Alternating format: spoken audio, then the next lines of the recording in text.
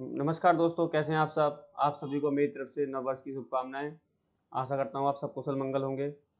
और आज 1 जनवरी 2023 जो कि नया साल शुरू हो गया है, को हम एक नई वीडियो लेके आए हैं टीडीएस के रिगार्डिंग में। इसमें एक्चुअली लोगों को कुछ प्रॉब्लम्स आती हैं। टीडीएस जब लेट हो जाता है, लेट पेमेंट होती है, तो कितना इंटरेस्ट पे किया जाए, 1%, 1.5%, 1 महीने का, 2 महीने का, 3 महीने का, किस तरीके से पे किया जाए, ये काफ़ी लोगों की प्रॉब्लम्स रहती है।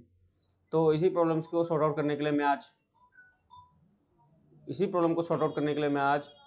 एक छोटी सी वीडियो लाया हूँ, जिसमें शायद काफ़ी हद तक लोगों की प्रॉब्लम्स सॉल्व हो जाएंगी और इजीली हो जाएगा कि आपको कितना इंटरेस्ट पे टीडीएस पे जमा कराना है, क्या लेट फीस है और कब जमा कराना है।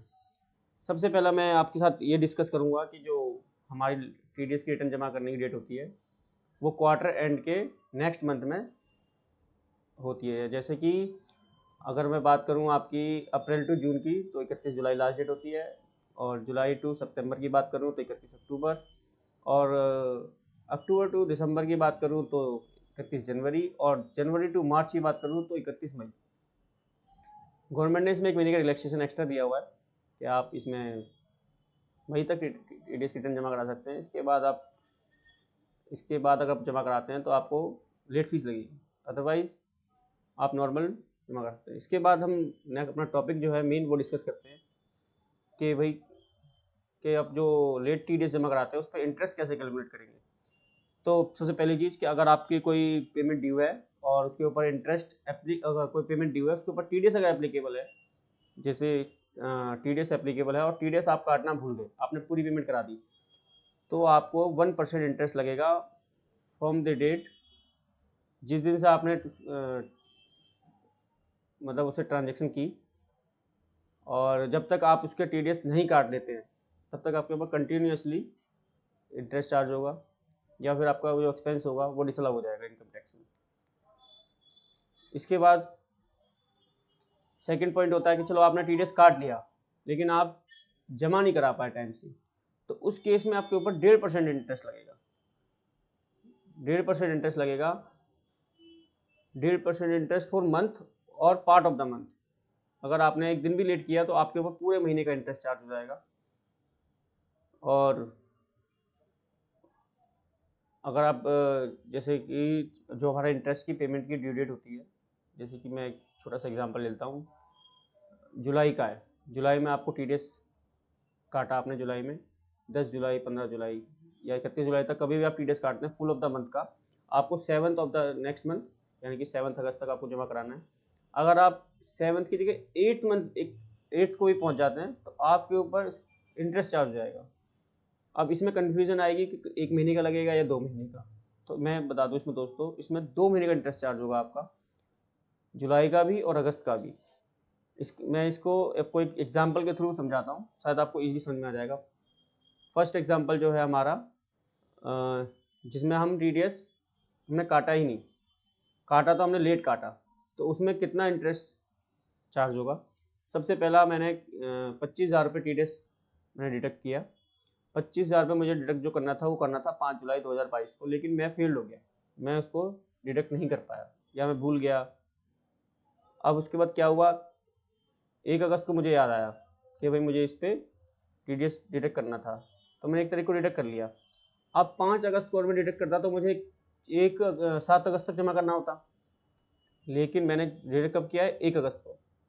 तो लायबिलिटी मेरी जो बनेगी वो अभी भी 7 अगस्त की बनेगी पे करने की, लेकिन हमने 1 अगस्त को डिडक्ट किया है, तो इसमें हमारी लायबिलिटी, अब हम 1 अगस्त में कभी भी जमा कराते हैं 7 तारीख के बाद, तो हमारे पास इंटरेस्ट कितने का लगेगा, 2 महीने का। जैसे कि 5 जुलाई को हमारी लायबिलिटी क्रिएट हुई, एक 5 तारीख को और अगस्त की, और अगस्त में हमारी लायबिलिटी क्रिएट हुई, तो ये दो महीने की लायबिलिटी हमारी क्रिएट होगी, जिसपे हमें इंटरेस्ट देना पड़ेगा 25,000 का 1% के हिसाब से 2 महीने का। कितना हुआ, 500 रुपीज़।